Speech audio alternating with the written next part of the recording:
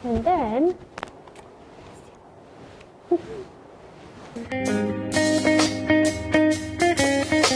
hi guys, okay, so another tutorial pakai Jimmyscarves Raya collection. Okay, I don't know why but I love this one so much. Bagi Alia, colour dia sangat cantik. Kuning dia tak berapa striking, tapi it's just soft and so nice, boleh matching dengan banyak baju raya. Okay, so ini adalah design dia.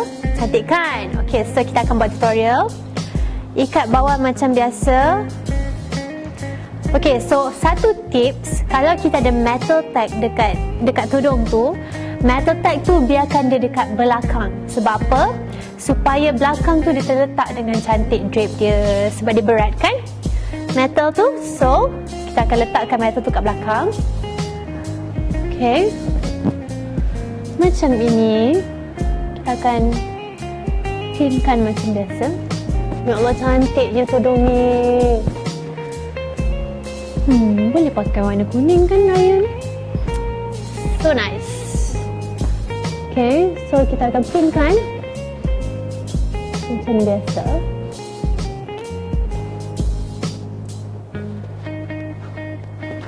Dah pinkan tu, kita betulkan awning dia.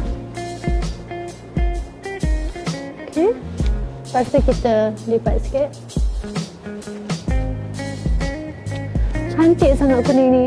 Okay, so now Alia akan bawa macam pakai bawah biasa juga, tapi sebabkan tudung ni dah cantik sangat, so akan nampak sangat eksklusif. Okay, kita jarumkan. Ini kita buka lah supaya nampak dia punya design tu. Kita buka, kita jarumkan kat bahu.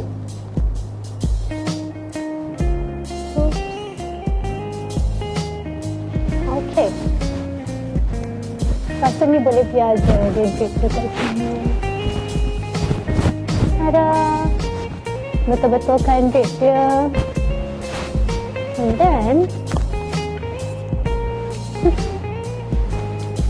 cantik kan? Nampak tak metal tag tu dia drip cantik.